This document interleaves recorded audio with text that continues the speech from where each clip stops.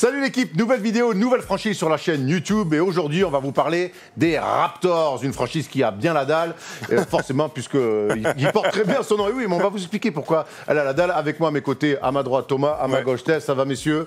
On est en pleine bourre. Ça va frérot. On est heureux de parler des Raptors. Ouais, on a pris du plaisir à préparer cette émission. Ouais. Ah, c'est une franchise qui fait kiffer, gros, excitante. Ouais, je suis d'accord. Jeune. Ah ben très bien, écoute, justement, comme d'habitude, je vous donne la parole tout de suite. Si je vous dis Toronto Raptors, à quoi vous pensez? On va commencer par toi, Steph. Bah écoute, moi je veux pas aller très très loin. C'est saison 2018-2019. Kawhi Leonard, le buzzer beater face aux Sixers, ce titre de champion NBA face aux Golden State Warriors, ce one-shot, ce pari risqué pris par Masai Ujiri en faisant venir Kawhi Leonard des Spurs. Un pari qui a fonctionné. Voilà, Toronto qui est devenu champion NBA.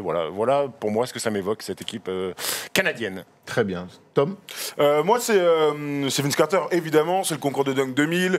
C'est la folie qu'il a amenée au sein de la ville et au sein de la franchise. Il y a un super documentaire sur Netflix, je suis sûr que tout le monde l'a vu. C'est le Carter Effect, qui est sorti il y a quelques années maintenant, peut-être il y a 2 ans, produit par les Canadiens, pour les Canadiens, pour montrer combien Vince Carter a été important pour la ville de Toronto. Drake le dit très bien dans le documentaire. Donc, n'hésitez pas à regarder ça pour voir quel a été l'impact du joueur Vince Carter, parce qu'il a été merveilleux dans le développement et dans le rayonnement du Canada et de la ville de Toronto.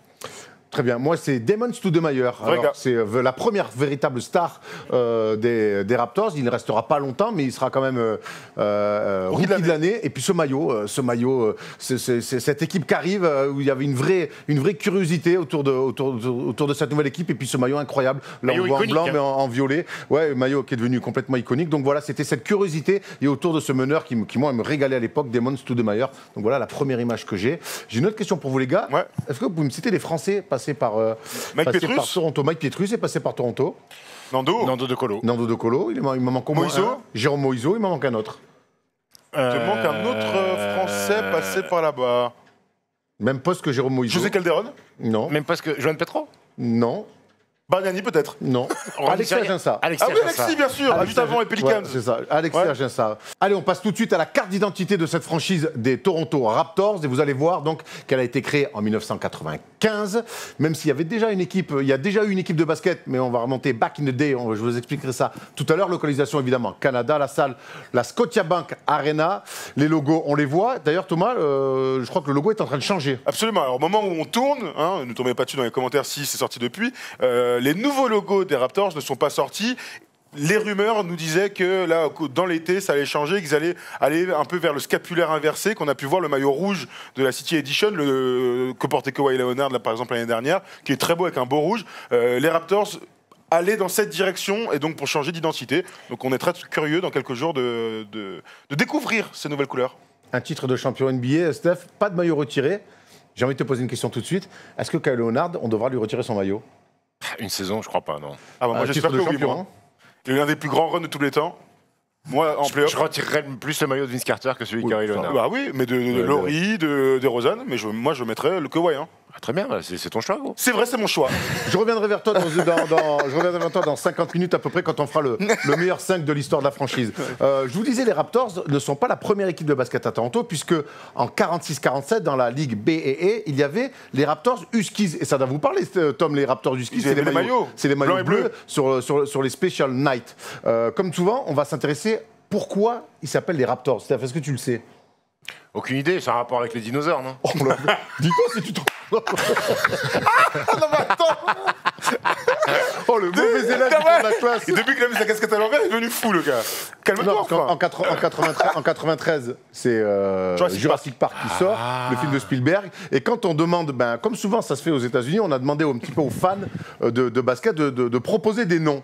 Et les noms qui sont sortis, il y avait les Beavers, les Bobcats, les Dragons, les Grizzlies, les Hogs, les Raptors, les Scorpions, les T-Rex, les Tarantulas, les Terriers ou les Towers. Moi, la question, c'est que je me pose pas de regret. Pas de regret. La question que je me pose, c'est quel nom ils n'ont pas proposé. Parce qu'apparemment. Il y avait quoi? Il y avait Frédéric Terriers comme proposition. Mais les T-Rex, ça aurait pu le faire aussi. Hein. Raptors, T-Rex, pourquoi pas. Le Toronto T-Rex. On rappelle qu'à cette époque, la NBA va absolument s'implanter au Canada. Donc on va miser sur 2 équipes, Toronto et Vancouver. Vancouver, l'expérience va être très moyenne, ils vont déménager à Memphis. Et donc, du coup, au début, Toronto, qui est une région basket quand même, va venir plus que la franchise d'une ville, mais la franchise d'un pays. Et c'est ce qu'on a vu pendant les finales. C'est vrai qu'il y a une espèce d'atmosphère à Toronto autour des Raptors.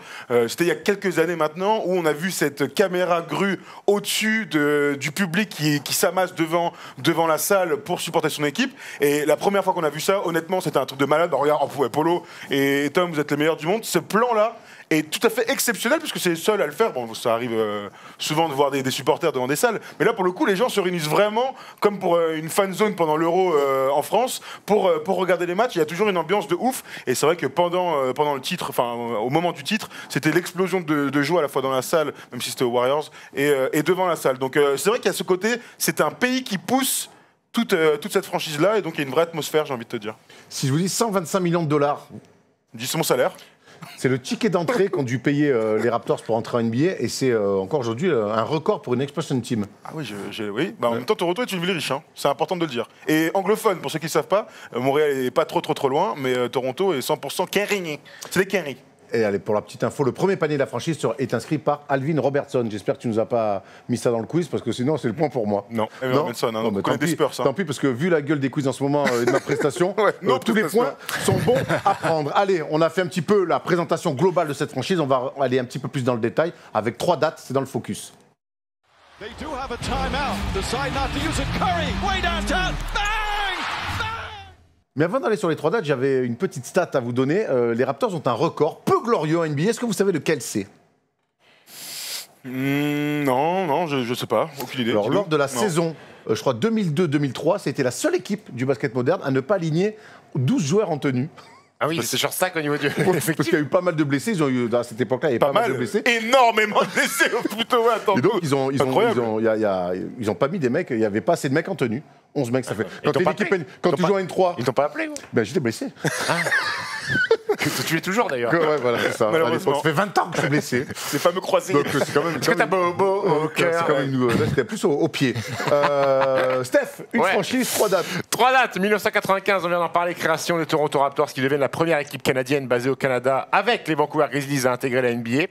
Tu l'as dit, saison 46-47, il y avait les Toronto Huskies, membres de la BAA, Basketball Association America, l'ancêtre de la NBA. 1998, arrivée de Vince Carter, les Raptors possèdent le 4e choix de la draft et choisissent Anton Jamison et vont le transférer directement à Golden State contre le 5e choix de la draft, Vince Carter. Et du cash. Les deux amis et coéquipiers à North Carolina vont donc se croiser. Et puis, 2019, champion NBA, avec une campagne de playoff exceptionnelle en point d'orgue, le seul buzzer beater de l'histoire sur un Game 7, le shoot de Kawhi Leonard. C'est fou ça. Contre les Sixers. Pourquoi il rigole ? Je sais pas, tu me regardes avec les yeux d'amour. Je t'écoute. Le seul buzzer beater de l'histoire d'un Game 7. Toronto tape les Warriors 4-2 en finale et deviennent la première équipe non américaine à remporter le trophée Larry O'Brien. Allez, petit rewind. Retour en 95, Tom. Ouais. Et donc c'est bien. Hein, comme toujours, faut faire une équipe. T'as fait un chèque de 125 millions, c'est bien beau, mais à un moment donné, faut mettre des gants sur la feuille de match. Et 12, pas 11. Hein, donc, et comme toujours, il y a une explosion draft. On en a parlé pour le Magic d'Orlando. C'est toujours la même chose. Toutes les équipes NBA protègent un certain nombre de joueurs de leur équipe. Donc forcément, tu ne peux pas aller chercher Michael Jordan aux Chicago Bulls, même si en 95 il était à la retraite. Donc ils auraient peut-être pu le mettre tenter un coup. Il était toujours sous contrat. Tout à fait. Il prenait encore son petit cash. Et donc Vancouver et Toronto vont se partager les joueurs disponibles. Alors voici les premiers joueurs donc de Isaiah Thomas, le premier général manager. Tout à fait, c'est important de le dire. Le premier GM, c'est Isaiah Thomas. On sait qu'il était bien meilleur joueur que GM ou entraîneur. Ensuite, avec les Knicks, c'était une catastrophe. Donc, le premier joueur sélectionné par les Toronto Raptors, n'y jouera jamais, c'est PJ Armstrong, qui, au moment de sa draft, a dit « Moi, Toronto, jamais ». Je n'irai jamais. Comme Steve Francis avec Vancouver. Absolument, comme Steve Francis avec Vancouver. Il sera donc échangé dans la foulée le 18 septembre contre Victor Alexander, Martin Lewis, Michael McDonald, Carlos Rogers et Dwayne Whitefield. Donc une équipe de basket en entier.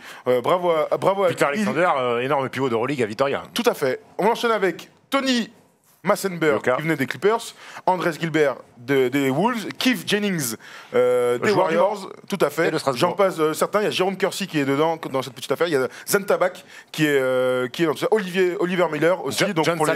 John Salley aussi, absolument. Donc voilà pour les joueurs les plus connus qui formaient la première équipe des Raptors, sachant que quelques jours après, Damon Stoudemire sera drafté et ce sera lui donc le meilleur joueur de la première année en 95-96. Ouais, Steph Damon Stoudemire, rookie de l'année et première star hein, des Raptors.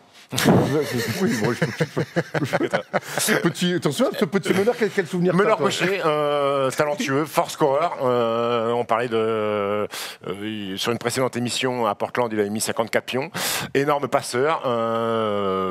Voilà. Après quelques frasques, un personnage aussi, parce que il n'est pas resté frasques, longtemps en fait. Non, quelques frasques hors terrain, mais c'était la première star de cette franchise. Meneur doué. Il y avait son frère après qui est arrivé en NBA, Salim Stoudemire aussi. Je sais pas si ça vous parle pas. Son cousin. Son cousin. Super à faire dans un quiz pour qu'on ne le trouve pas. Salim Stoudemire.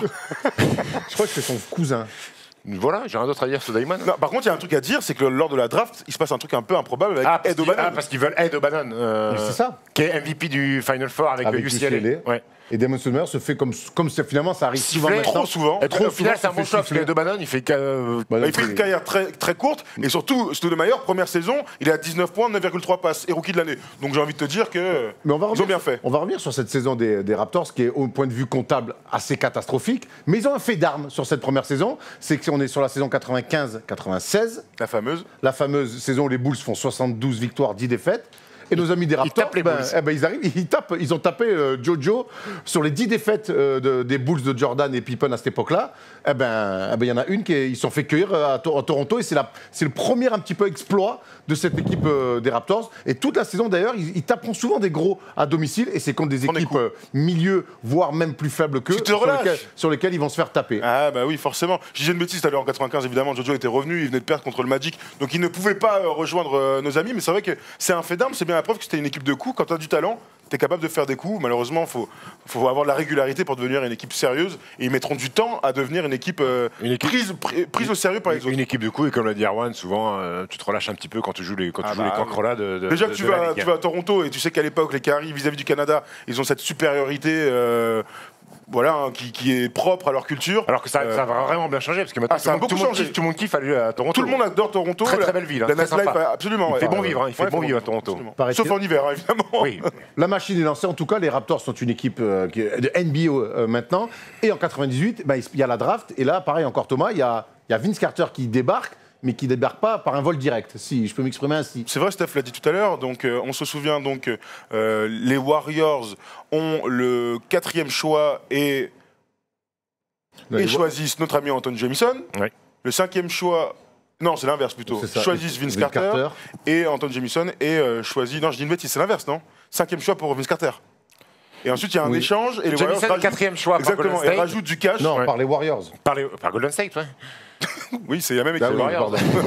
Il avait vérifié au cas où. Et donc, finalement, Toronto récupère Vince Carter. Et en fait, on se rend compte très rapidement que ce petit mec de North Carolina est spectaculaire. On le savait, mais en fait, il se passe un truc immédiat. Déjà, ils échangent leurs casquettes sur la scène, juste après avoir. Je vous invite à aller voir des highlights de North Carolina. Juste pour que ça soit bien clair, c'est Toronto qui sélectionne Anton Jamison en 4. Voilà, et c'est les Warriors qui sélectionnent Vince Carter en 5.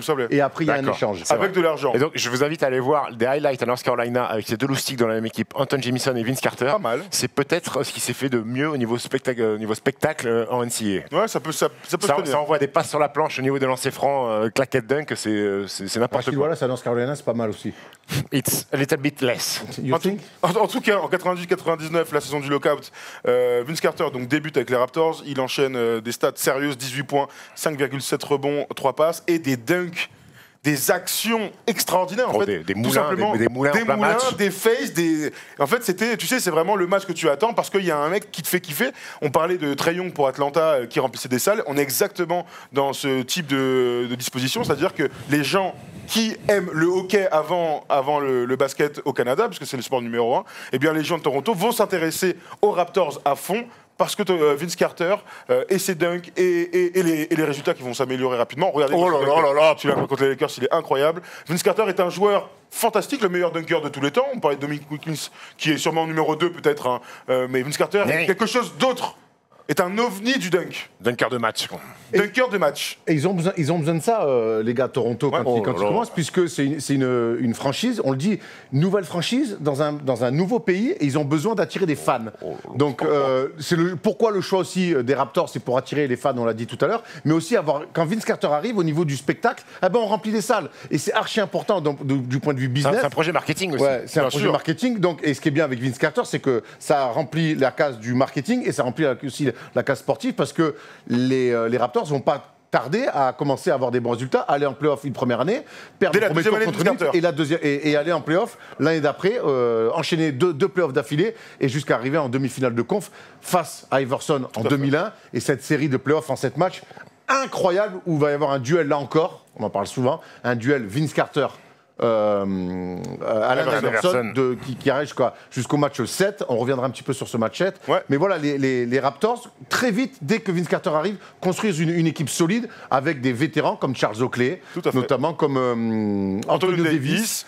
Exactement, je vais te faire l'équipe. Il y a à la fois des vétérans et des bons joueurs. Là, je suis en 99-2000. Vince Carter, juste sa deuxième année, il a 25,7 points. Donc, progression statistique énorme de Vince Carter. Il est avec Antonio Davis. Il est avec Doug Christie à l'époque, qui ensuite partira forcément. Charles Oakley arrive contre Marcus Camby qui aurait pu rester, mais en fait, tu as déjà Antonio Davis, donc tu fais quelques choix pour entourer le jeune Vince Carter. Tu as Del Curry, le père de Vincent, évidemment, parce que son vrai nom c'est Vincent. Il y a Muggsy Bogues aussi, qui est dans cette petite affaire à ce moment-là. C'est une équipe intéressante. Il y a aussi le cousin de Vince Carter, Tracy McGrady, qui... l'histoire est quand même incroyable. Ils ne savent pas qu'ils sont cousins avant d'arriver au Raptors. Avant de jouer ensemble, ouais. C'est quand même... oui, c'est ça. C'est cousins éloignés, tous les deux. En fait, et c'est sa mère qui raconte à Vince Carter, elle dit, mais en fait, on se rend compte qu'ils avaient une famille, ils avaient une fête de famille ensemble et ils avaient la même grand-mère. Je suis pas là, j'ai une fête de famille en Caroline. Ah bon, mais moi aussi. Ah bon, mais non. Et en fait, ils se rendent compte qu'ils sont cousins éloignés. Et donc, du coup, ils étaient ensemble, sachant que T-Mac arrive avant Vince Carter. En truc, et lui il vit très mal le fait d'être adolescent, enfin fin d'adolescent au Canada, à découvrir un pays où il fait très très froid, où c'est pas la même culture hein, quelque part. Et Vince Carter et T-Mac deviendront cousins, amis et se soutiendront dans les premières années du coup des deux joueurs aux Raptors. C'est une histoire incroyable, tout à fait. Autre histoire incroyable, donc c'est cette série face aux Sixers, ça gagne, ça perd, ça se tire la bourre, on arrive à un match 7. Ouais. Et le problème, c'est que le jour du match 7, c'est le même jour où North Carolina décide de refaire la remise des diplômes, dont Vince Carter fait partie. Le matin, ouais. Le matin même. Et Vince Carter décide quand même d'aller sur le campus de North Carolina, récupérer son diplôme, prendre l'avion et débouler le jour de match, donc à Philadelphie, pour jouer ce match 7 ultra important. Match 7 où que ce soit Iverson ou Vince Carter, ils seront trappés dans tous les sens. Ils sont capables tous les deux. Ce qui fait beaucoup parler, c'est que Vince Carter n'est pas très bon. Il fait 6 sur 18 au tir. En fait, nous, on a regardé le match avec Thomas. Ils peuvent pas jouer. Le match d'avant, il met 47, 39, il me semble. Il met 39. Ouais. Ils sont à 30 points et 33 points de moyenne sur la série. C'est ça. Et là, pour le coup, dès qu'il a la balle, c'est des prises à deux, voire et des aides de l'opposé tout le temps qui viennent. Il y a Iverson en face, c'est défendu paille. C'est vrai que les pourcentages de Vince Carter sont pas bons. C'est surtout qu'il a le tir de la gagne. Il fait un pump fake. J'ai l'impression qu'il arme un peu vite derrière. Il reste 2,7 secondes. Regarde, on voit quelques images de ce match-là avec Eric Snow qui rate des tirs, évidemment, à 3 points. Là, c'est la toute fin. Regarde, il reste 5 secondes. Donc notre ami Alvin Williams, c'est ça, hein. Là, regarde. Là, tu vois, temps mort. Il finit pas son geste, il shoot vite. Il shoot vite, mais c'est un tir à lui. Vince Carter était un joueur de fadeaway. Vince Carter était un énorme dunker. En fait, ce que je veux dire, c'est qu'il finit pas son geste. Il a mis le même avec Dallas sur un match de playoff. Ouais. Absolument. Mais Vince Carter est un joueur ultra élégant. C'est un truc qu'on dit rarement en fait de Vince Carter le joueur. C'est pas qu'un dunker. Par exemple, Gerald Green est un dunker de même niveau, mais un joueur bien moins abouti. Vince Carter a pour lui des finitions au cercle, des drives, des fadeaway, du jeu post-up. Il fait plein de choses. Et ce tir-là, c'est pump fake. Je me jette en arrière pour shooter. Il en met des tonnes dans cette saison-là. Il en met des tonnes sur la série. Donc c'est un tir à lui. Après, il rate. Je suis d'accord avec toi, il peut peut-être reprendre un peu son équilibre et tirer presque normalement, parce que le défenseur, c'est Juman Jones, je crois, il est à des années-lumière de lui. Après, il rate un tir. Il rate un tir. Est-ce que il y a une conséquence directe de son petit voyage du matin? Mais ça, après, il y a des gens comme nous, dont c'est le métier, pour justement ne vivre que de ça. Ouais, oui, c'est un peu terrible, parce que s'il met ce tir, Vince Carter, il y a un documentaire sur lui et sur sa journée, et on dit que c'est le meilleur joueur du monde. C'est toujours pareil, c'est toujours un petit peu à pile ou face. Et personne ne va pas en finale, du coup. Voilà, c'est ça. Il n'empêche que c'est un peu la fin d'un cycle pas très long, en tout cas, de Vince Carter avec les Raptors. Derrière, Ils vont jamais vraiment réussir à reconfirmer un petit peu ses attentes. Vince Carter va partir et va même partir avec la ville et la franchise à dos. Bien sûr, il y a des blessures qui entrent en ligne de compte. Jusqu'en 2003-2004, où Chris Bosh arrive, on va parler vite fait de Chris Bosh, mais ils ont du matos pour enchaîner. Finalement, ils ne font plus les playoffs, mais parce qu'il y a des blessures. Et il y a une mésentente, pourtant, avec le front office. Pourtant, lui, il re-signe un beau contrat avec les Raptors. C'est normal, ils vont lui faire confiance. Le gars, c'est la superstar. Le fameux Vincent, tout à fait. Et il ramène même Hakim Olajuwon pour... Hakim passe dans la franchise, mais bon, on va éviter de parler de son passage. Hein. Mais derrière, il y a une brouille clair avec le public et il demande son transfert, il se plaint et il sera transféré à l'hiver 2004 du côté des New Jersey Nets pour faire un quatuor complètement fou avec Jason Kidd et ainsi de suite. Donc, Jefferson et Kenan Martin. D'ailleurs, peut-être qu'il y avait un qui n'était plus là. Mais bref. Donc voilà, donc Vince Carter, en fait, son histoire se finit très mal, surtout que quand il revient jouer avec les Nets, il se fait huer et ça lui fait mal au cœur parce que lui, il a l'impression d'avoir tout donné pour cette ville de Toronto. Voilà, c'est des histoires d'amour qui finissent mal. Et on le répète, il a incarné l'installation du basket NBA à Toronto et le développement du basket à Toronto. Il y a plein de... Les Andrew Wiggins, les Corey Joseph, Tristan Thompson, tous ces mecs-là disent moi j'ai joué au basket parce que Vince Carter. Bien sûr. Donc, et d'ailleurs Kevin Durant disait moi j'étais fan des Raptors et Vince Carter quand j'étais ado. Ça me paraît improbable puisque lui est pas canadien, mais Kevin Durant lui aussi a grandi en voyant l'idole Vince Carter. C'est un idole pour beaucoup de monde. Le concours de Dunk 2000, les Nike Shocks, les N1, enfin il y avait les Pumas avant. Il y avait tout un truc autour de Vince Carter. Et d'ailleurs quand l'histoire se finira bien parce que quand il est revenu plus tard après à Toronto, pour le coup il a eu sa standing ovation. Absolument. Et il est en pleurs tellement. Tu sens qu'il est attaché à la ville. Clairement. Tout simplement. Fin d'un cycle, début d'un nouveau en 2003 avec l'arrivée de Chris Bosh. Et Steph, et surtout, il y a une touche européenne qui est en train de s'installer à Toronto avec un garçon que tu connais bien puisque tu sais le relique, c'est Maurizio Garardini. Maurizio Garardini qui deviendra le premier Européen à avoir un poste aussi haut en NBA. C'est fait d'armes, il débute à la Benetton Treviso qui à l'époque domine le championnat italien et domine plus globalement l'Europe puisqu'il y a 4 apparitions au Final Four, il a 7 titres de champion d'Italie et c'est quelqu'un qui est en avance sur le scouting, sur l'analyse, sur les joueurs. Il y a beaucoup de managers généraux de NBA qui sont inspirés. De NBA qui vont en Italie discuter avec Maurizio Garardini. Il passe un premier entretien. On rappelle qu'il y a le camp de Treviso. C'est lui qui organise le camp de Treviso avec les jeunes prospects. Il a un premier entretien, je crois, avec Charlotte Garardini qui se fait pas. Et c'est Brian Colangelo, je crois, qui signe Maurizio Garardini. Et là, il amène sa patte européenne. Jerry, non, Brian, le fils. Et il amène sa patte européenne. Il responsabilise José Manuel Calderón, meneur titulaire. Il y a Rachon Esterovic qui passe. Il sélectionne Andrea Bargnani, numéro 1 de la draft. Il va chercher Anthony Parker. Anthony Parker de Camden qui domine Maccabi Tel Aviv. Le Kobe européen. Donc il y a cette patte européenne-là, et puis un basket aussi structuré, avec beaucoup de passing game. Qu'est-ce qu'il y a ? T'as oublié un Européen quand même qui nous a fait beaucoup de mal au cœur, à nous Français. Hein ? Un poste 4 shooter. Qui ça ? Jorge Garbarossa, bien sûr. Il y a aussi Linas Kleiza, le lituanien, qui passe à Toronto. Il y a une vraie fibre. Il y a une vraie fibre européenne et ça joue bien au basket. Il y a beaucoup de passing game, il y a beaucoup de vrais systèmes développés. Et Maurizio Garardini est considéré dans le milieu. Alors c'est Brian Colangelo qui va prendre le titre d'exécutif de l'année, mais c'est quand même Maurizio Garardini qui a bâti cette équipe un petit peu européanisée, et Maurizio Garardini aujourd'hui qui a quitté la NBA et qui est aujourd'hui manager général du Fenerbahçe Istanbul où il a de très très bons résultats. D'ailleurs, tu parlais de Brian Colangelo qui a pris titre d'exécutif de l'année. Sam Mitchell au même moment est élu coach de l'année en 2007. Donc c'est une équipe qui joue très très bien au basket et j'ai envie de dire que cette équipe, c'est une bonne équipe. Là, pour le coup, c'est fini d'aller jouer à Toronto les mains dans les poches.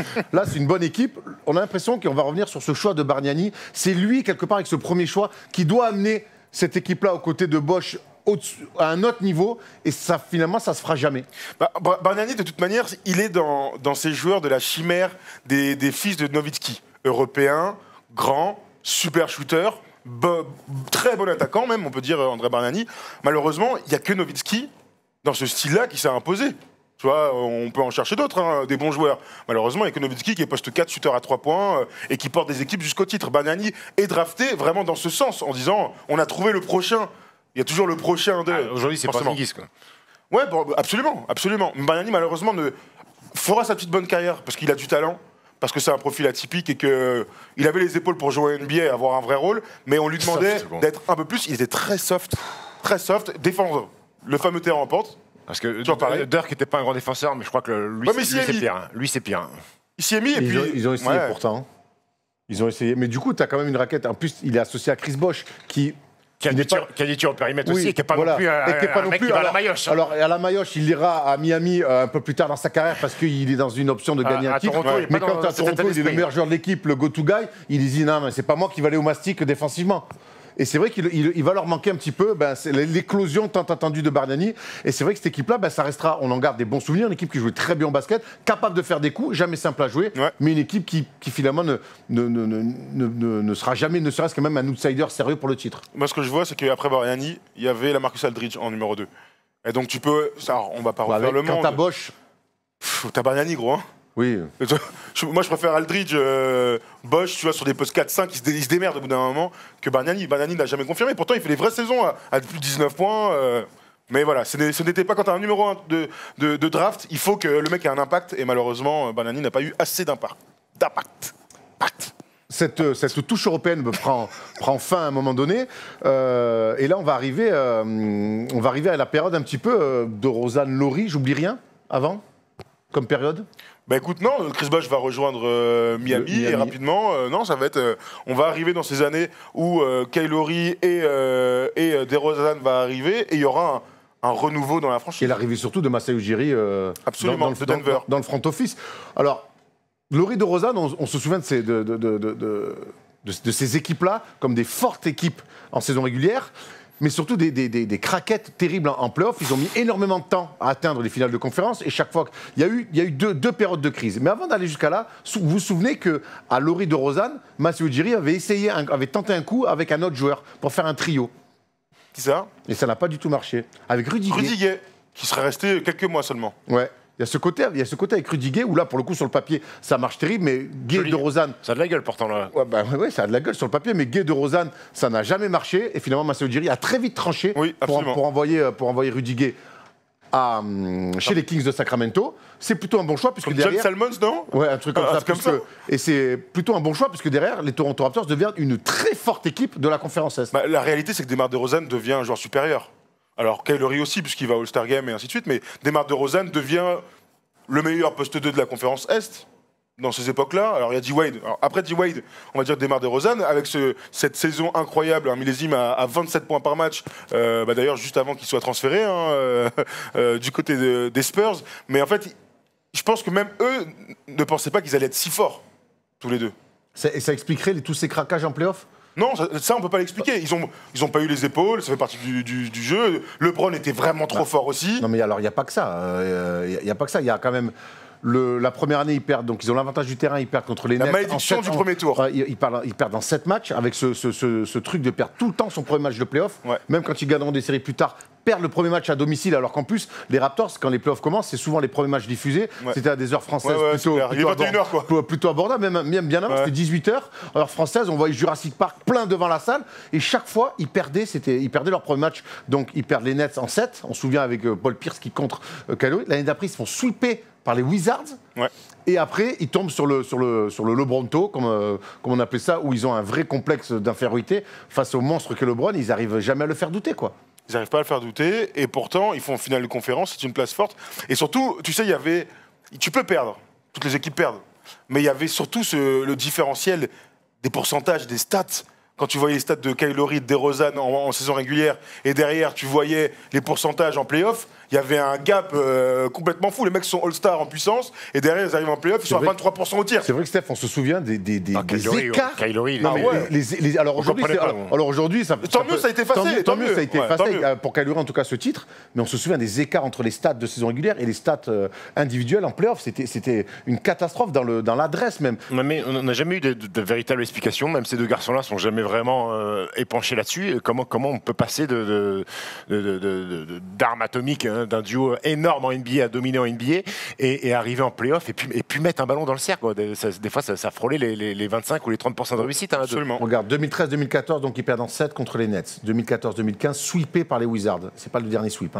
Ensuite, 2015-2016, finale de conf. perdre contre LeBron 4-2. 4-2. Ouais. Après, Ensuite, 4-0. demi-finale de conf 4-0 en 2017, 2018, nouvelle finale, demi-finale de conf 4-0 de nouveau. Avec un LeBron. Avec un LeBron. Mais je me souviens de 2 matchs à domicile, ça ils sera ont gagné les matchs. Ça sera la première fois de l'histoire Ouais. que le numéro 1 de la saison régulière se fait sweeper en playoff. Parce qu'ils sont numéro 1 de la saison Ils avaient régulière. un complexe. Et donc il y avait un complexe réel, et je pense que sur les 2 fois, les 2 sweeps coup sur coup, Masai Ujiri se dit il faut changer quelque chose. D'abord le coach, Le coach, Don Casey, qui est Don coach de Casey. la Il vient Ligue. d'être coach de l'année. Hein. Ça, c'était un choix Fort.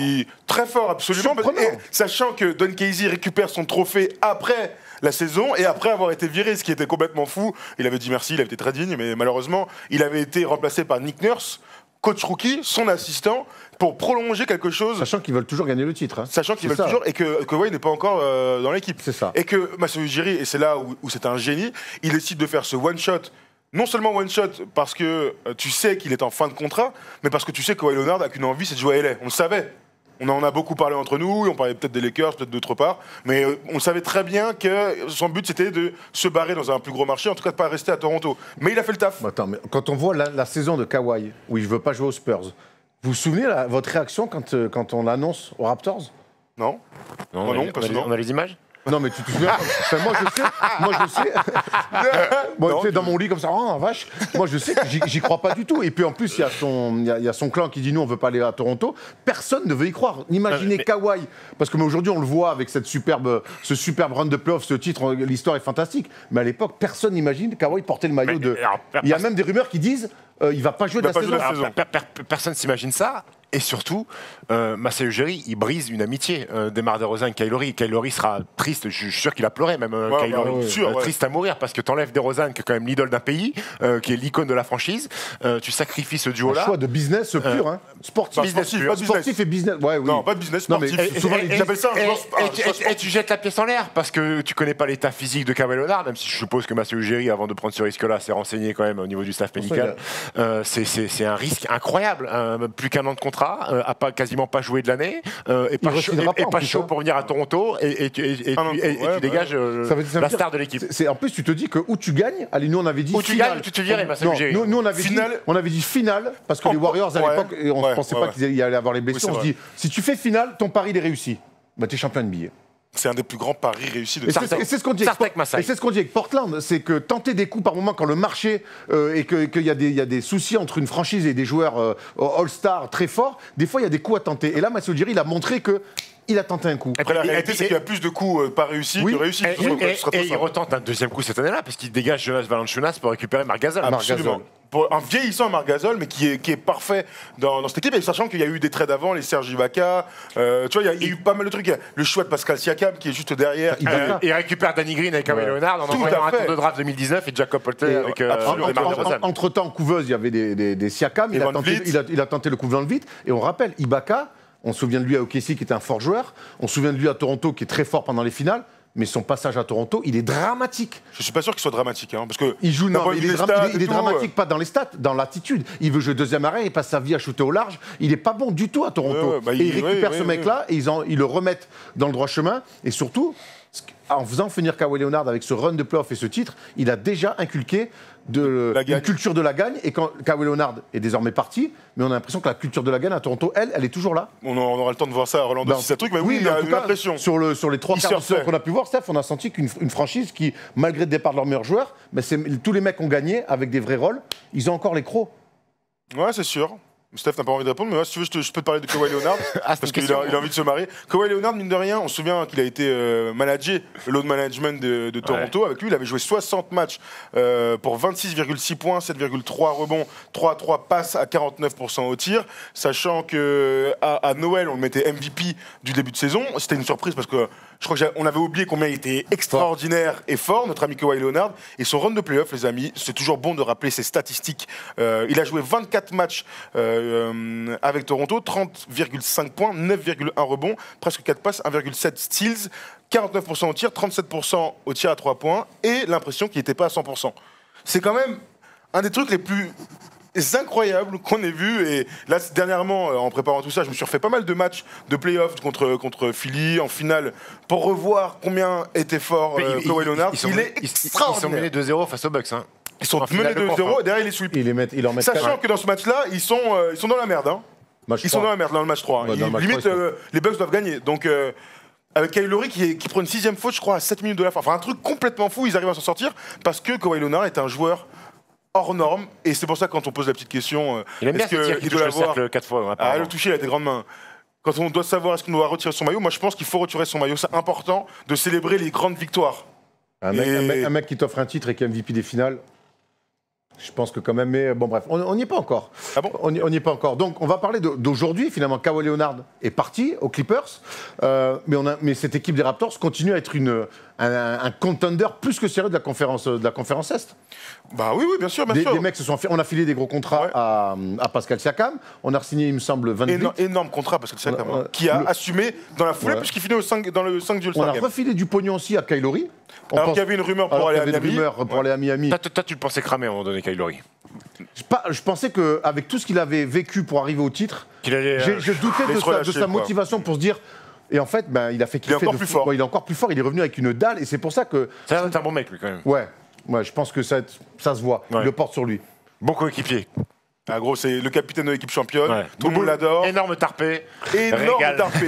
Mais quel good player. Et il revient de loin. Il revient de loin parce que les mecs en playoff, regarde, quand on vous dit que McGrady, il a jamais passé un tour des playoffs, il a fallu qu'il attende d'être aux Spurs pour être 14e homme.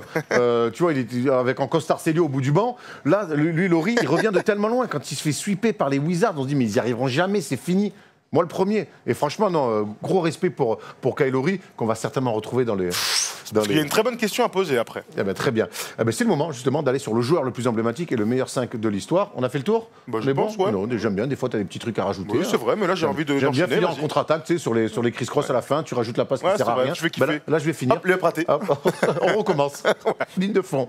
Allez, c'est parti pour le débat.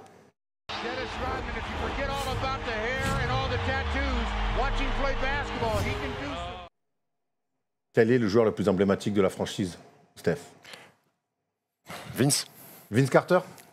Vince Carter pour le nombre d'années, parce que ça a été la première star de cette franchise. On parlait de Damon Stoudemire, mais le mec, quand tu penses à Toronto Raptors, tu penses forcément à Vince Carter, concours de dunk. C'est lui qui a un peu mis cette franchise à la mode. Des Raptors, Vince Carter, voilà. Alors après, au niveau sportif, les résultats, bien sûr, sont pas exceptionnels. 5 fois All-Star, 2 fois All-NBA Team, des stats plutôt correctes. Plutôt correctes. Oui, non, mais de vrais stats. Des vrais stats, oui. Je t'embête. Non, pour moi, c'est Vince Carter. C'est compliqué c'est compliqué pour moi de dire Kawhi Leonard. Quand tu fais qu'une saison, ça peut être Kyle Lowry. Ça peut être DeRozan, non ? Ça peut être DeRozan aussi, mais pour moi, Vince Carter, c'est Toronto Raptors. En fait, je trouve que. C'est le début. Il y a. Quel est le joueur le plus iconique ? Vince Carter. Je suis d'accord avec toi, pour tout ce que tu viens de citer. Et quand tu dois dire quel est le joueur qui a le plus marqué la franchise, enfin, je sais pas comment dire, pas le meilleur joueur, parce que le meilleur joueur qui est joué là-bas, je pense que c'est Kawhi Leonard. En fait, tu vois, as plein de réponses différentes. Non, mais tu vois ce que je veux dire. Tu peux dire, c'est Hakim, il est passé là-bas en fin de carrière, mais il était trop fort. Tu vois, on peut. Bah non, c'est pour. Non, mais voilà. Non, je vais pas parler d'Hakim. Je vais te parler de qui est le joueur le plus iconique, Vince Carter. Qui est le meilleur joueur qui a porté le maillot. Pas dans sa carrière, qui a porté le maillot des Raptors, à l'instant T. Kawhi Leonard. Et si je dois dire celui qui représente le plus Toronto, je dirais peut-être Kyle Lowry avant DeRozan, parce que DeRozan n'a pas gagné. Mais parce que quand ils ont gagné le titre, Kyle Lowry était vachement mis en avant parce qu'il était capitaine, parce qu'il était là depuis longtemps, parce qu'il avait souffert, on l'a dit tout à l'heure, et que quelque part, tu vois, ça lui revenait de droit le trophée. C'est Kawhi qui allait le chercher, c'est lui le MVP. Mais le titre, tu vois, c'était le bébé de Kyle Lowry. Il y avait vraiment cette image-là qui était super sympa. Donc Kyle Lowry, moi, ça me choque pas si on dit que c'est lui le joueur le plus iconique de la franchise. Devant Vince Carter, ça me choque pas. Ça tombe bien. Moi, je pense que Vince Carter est l'emblème du début des Raptors.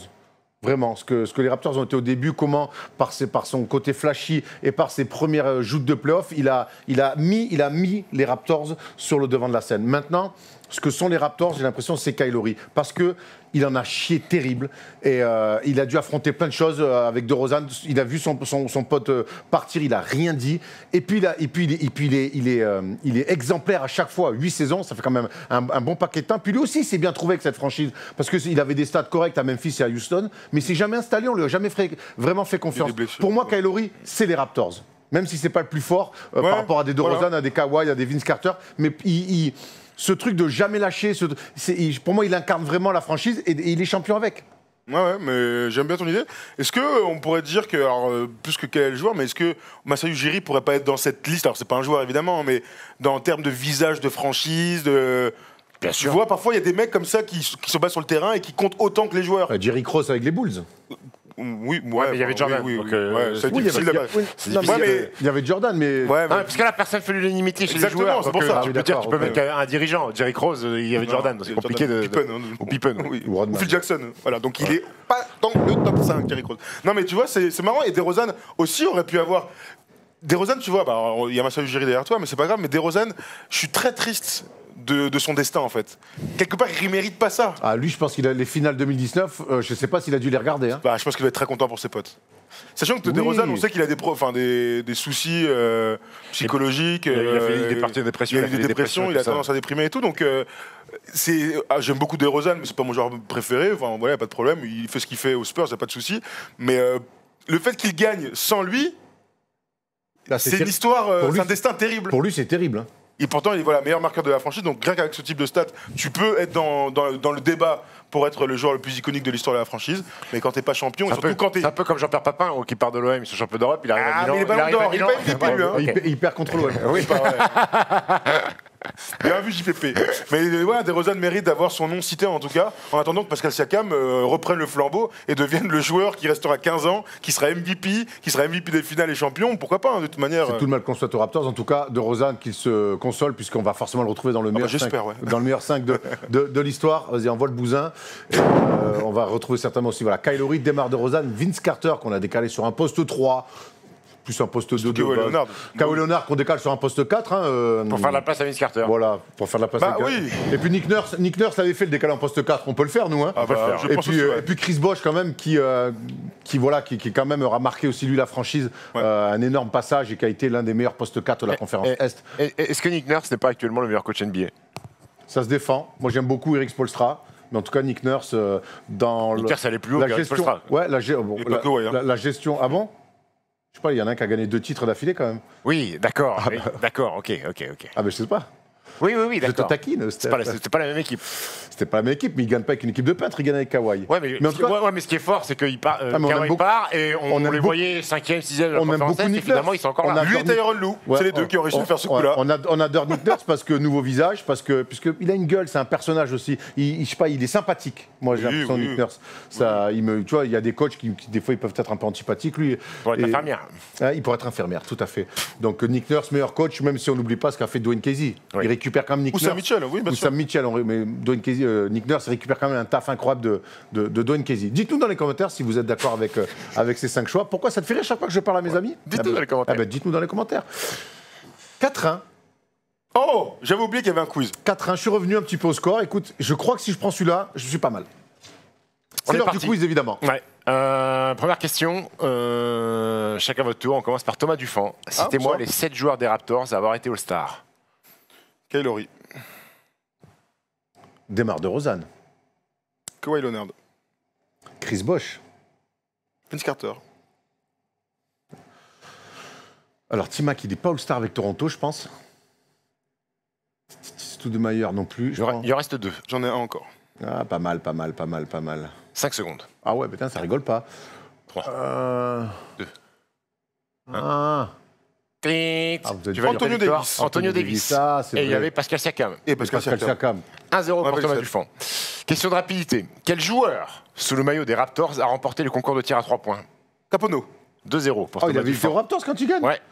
Jason Capone. T'as dit au hasard ou tu savais? Non, bah là, ça... Je l'ai dit. 2-0. Il a fait le break. Ah, il a fait le break. Hein. Il y avait hors-jeu, mais bon. Rapidité. 3 Européens ont été élus rookie du mois avec Toronto. Andrea Bargnani, Jonas Valanciunas, mais qui est le 3e? Garbajosa. Garbarossa, en décembre 2006. Rookie du mois. Improbable. Il avait ouais. 42 ans aussi. Ouais, il mettait des filoches terribles. Il est venu, il a joué à 30, il avait 29 ans, il est venu, il était rookie. C'est un tricheur, Rossé. Tu connais l'histoire sur Garbajosa? Non. Il vient de jouer à Biarritz quand je suis en centre de formation, on fait un match, il met oui, des c'est tribunes ça, derrière la salle. Et à un moment donné, il monte au contre, et contre les Pietrus, et contre Flo et Mike, et il prend un stop de bâtard. Ah, il monte au dunk, Ouais, il il monte monte au dunk. Il Ouais. monte au dunk, et il glisse, comme ça, il monte sur le cercle, il prend un stop, il glisse, et il vient s'encastrer dans la tribune, et entre mes jambes. Ouais. Ah bon? Entre mes jambes, ouais. Et moi, j'étais juste derrière le panier. Et à un moment, je me lève et je le regarde dans la tête, je fais ah. Il y avait Claude Bergeau qui était assis sur le banc qui me regarde, qui fait comme ça. Honteux, gros. Bravo, belle histoire. L'autre, il joue à Vitoria en Euroleague, il est international espagnol, t'es un branleur de Marseille de 15 ans qui va lui faire ah. T'avais été Lacoste en plus, j'imagine. Ouais, évidemment, sur Lacoste, Herman, banane, chaussettes Titi remontées sur le survêt. Allez, demain pour Thomas. Quatrième question, rapidité. Quel joueur qui a joué en France a mis un jour 40 points sous le maillot des Raptors? Ah, je sais qui c'est. Mike James. Non. Qui a joué en France? Oh putain. En 1996, il a mis 40 points avec le maillot des Raptors. En 96? Il a joué en France. Ah, ouais. Je sais pas. Pas Mike James. Ah, mais c'est. Il est dans la première équipe, on l'avait pas cité. Non, c'était. En France, il a gagné le concours de tir à 3 points du All-Star Game. Tracy Murray. Ah oui, Tracy Murray, bravo. J'ai une info en fait sur les Raptors, parce qu'on parle de joueurs français quand on joue aux Raptors. Vous savez que les Raptors, j'ai oublié de le dire, avant de drafter Damon Stoudemire, voulaient filer le poste de meneur à David Rivers. Qui a été champion avec Antibes et après qui a régalé avec l'Olympiakos. Il a refusé parce que les joueurs n'étaient pas chauds d'aller jouer au Canada à l'époque et que le minimum à NBA correspondait à peu près à ce que tu pouvais prendre en Europe. Il a décidé d'aller en Europe. C'est pas le pire des choix qu'il ait fait, mais il avait refusé ça, David Rivers. Merci pour cette histoire. Je suis là. De partout. De partout surtout. Cinquième question. C'est le moment des anecdotes, hier, maintenant. C'est d'abord la troisième. Hein, cinquième et avant-dernière question. J'avais mon problème au sphincter, pardon.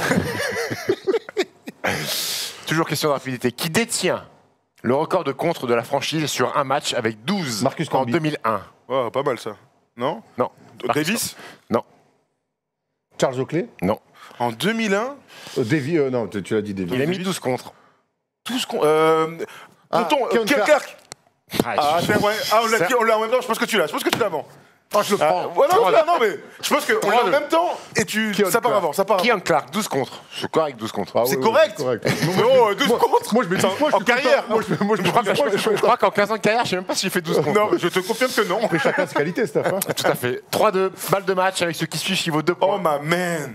Attends, là, je mène? Non, tu perds 3-2. Ah, je suis dans la merde. 2 points pour le qui suit.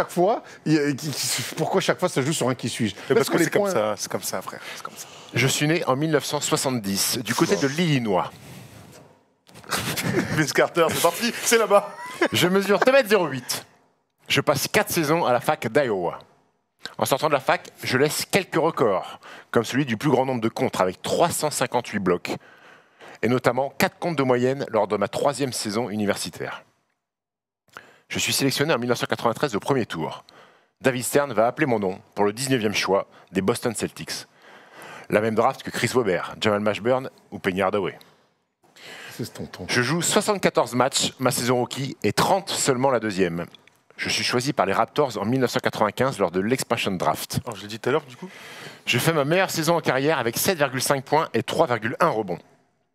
Le 12 avril 1996, j'affronte les Boston Celtics, l'équipe qui m'a drafté.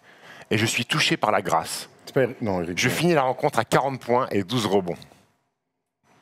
Je suis ensuite tradé aux Bucks pour finir la saison et jouer 9 matchs. Walter McCarthy? Non.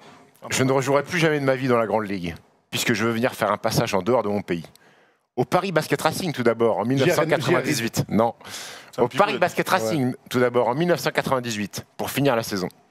Ensuite, Australie, Chine, Turquie, Russie, Pologne, Autriche, Monténégro, Kosovo. Je suis passé au coaching ensuite, à Tijuana, au Mexique. Putain, on s'éloigne. Je sais pas du tout. Vous l'avez pas? Ah, moi, dans les joueurs de l'expansion draft des Raptors, on va faire le 14e qui suit sans réponse. Ah bah oui, je suis désolé, frérot. Attends. Moi, je l'ai pas. Hein. Attends. Laisse-moi réfléchir. Vas-y, hein. Moi, je l'ai pas. 40 points, 12 rebonds. Ouais, mais sacré stat. Bravo à lui. Je suis... Erwan va revenir à 4-2. Erwan va revenir à 4-2. Qui c'est qui est je suis Boston? AC Earl. Who the fuck is frère, that? moi, j'ai jamais... Who the fuck is Earl? Who the fuck is AC Earl? Le niveau. Dites-nous dans les commentaires, les gars, si on est vraiment cata ou si le niveau du quiz, il est... Moi, tu me dis Lucy Pearl, ça me parle. AC Earl, je connais pas. AC Earl, mais tu te fous de tellement dur. 40 points, 12 rebonds. Non, mais d'accord, non, mais bon. AC, oh la vache, je vais pas m'en remettre dessus là. AC Earl. Ah, mais est-ce que ça vous parle déjà? Non. Ah, vous connaissez même pas le joueur? Non. Peut-être qu'on est nul, hein, mais moi je suis vraiment. Non, mais moi après, j'assume le fait de pas trouver. Paris Basket Racing en 98, ça te dit rien, ici. Non, en 98, Pour finir la saison, t'as dit. C'est dur. Non. Peut-être son passage au coaching à Tijuana, ça me parle, mais. Le coaching, il avait un système corps avec entrée sur le 4, ça me parle. AC Earl. Il jouait souvent sur des 8 fixes avec des fixations, il fallait couper baseline, bref. Victoire de Hervé Non, Labotré, attends, s'il te plaît. Ouais, qu'est-ce qui se Tu passe? peux pas nous en faire un autre parce que ça me fait mal au cœur de perdre tir sur AC. Je suis désolé, mon Polo, je suis désolé, mais AC fucking Earl. Attends, Qui c'est, lui? moi, en fait, je peux jamais marquer des points, en fait. Non, mais arrête, Aaron, AC Earl. Raconte-moi, je prends. T'as pris du plaisir? Quand tu as dit 42, J'ai pris du plaisir à écouter Steph, mais. Oui. AC Earl. Vous voulez... Alors donc, on reste à 3-2 et on fait un équipe C'est on décide après, il peut prendre les points. Oui. T'es sûr que tu peux pas dire non? Non, je peux pas C'est dire non, interdit mais par la notre honte, religion. Putain, faut que je trouve un nom comme ça, là. Le premier qui me vient, je le prends. Enfin bon, mais suis-toi quand même. AC Earl. Ouais, AC Earl, c'est J'étais dur. à des années-lumière. Ah bah, moi, Vas-y, je vais prendre lui, gros. je ne le connais pas en fait. C'est même pas. Je sais Voir si. Je savais pas que si vous étiez nul comme ça. Gros. AC Earl. Bah moi, honnêtement, si je trouve pas AC Earl, on me dit t'es nul, je fais ok, je suis nul. Alors, AC Earl est drafté 21ème dans Explosion Draft. C'est Ouais. pour ça que je l'ai pas cité tout à l'heure parce qu'il est. Vous êtes prêts? pour 2 points, donc, 3-2 3-2 pour... Allez, vas-y. Il a validé, hein. Ah bah vas-y. J'ai pas le choix. J'ai 33 ans. Oh putain. Je suis né à L.A., Californie. 2m06, 109 kg. Belle bête. Je suis drafté en 2005. Deuxième tour, 56e choix. J'ai pas fait de fac. J'arrive directement de high school. Je suis drafté par les Detroit Pistons. Je vais jouer 4 saisons, de 2005 à 2009, avec des passages forcément en G-League. 2005-2009. Mon plus gros passage, je reste très longtemps ensuite de 2009 à 2015, du côté des Raptors de Toronto. Amir Johnson. Amir Johnson. Ouais. Ah, yeah. Pas de fac. Ah, Amir Johnson, la famille. Yes, merci Stephen. Victoire. Yes. Victoire 4-3. Et je prends fièrement les points. Et ça fait 5-1 au bilan comptable. 5. T'as été généreux. Ah ouais, non, mais il a t'aurais joué. pu dire non. Ouais, t'as ouais, raison. ouais. Moi, je suis joueur. Le Amir problème, c'est que Johnson, AC putain, Earl, Détroit.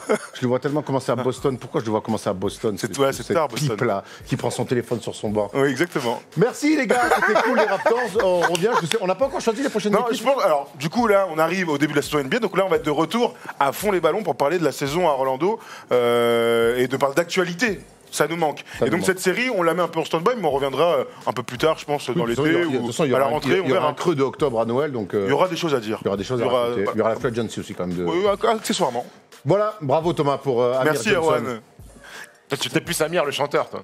Oh non, certainement pas. Allez, ciao l'équipe, je suis blasé au max.